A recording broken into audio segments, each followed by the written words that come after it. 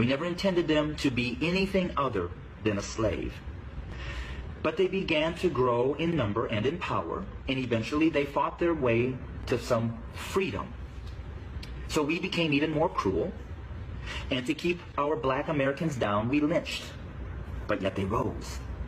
So then we used the welfare system, the criminal justice system, to keep them down, to contain them, to destroy them. But yet they rose, and they're rising. Then we built prisons and jails to hold them. Yet they rose. And so now we are doing exactly what the Pharaoh did at the end, sending out a decree: kill them.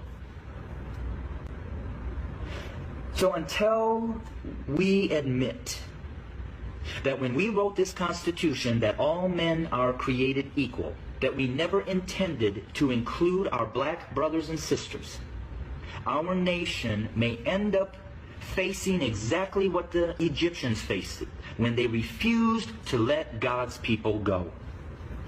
So I'm going to say this to my white fellow Americans, that the bloodshed that is on its way is not on the hands of our fellow black Americans, but is on our hands.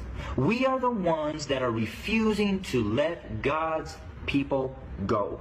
We are the ones that are refusing to acknowledge that we do not value our black brothers and sisters as equal individuals or equal Americans as us white men. And to my black brothers and sisters, the racial issues, as I've said, have been there from the very foundation. But why do we see it more? Because there's a shifting. See, us white men have been at the head since the foundation. But we've had a black president. And you know, we've done everything in our power to keep him from really changing things. Now we have another minority rising to the top, a white female. What does that say? Those of us who are white men who have been at the head are now starting to see and fear that we are going to become the tail. And we know what we've done to you. And so now we're fearful that you're going to do to us what we have done to you. But I will say this.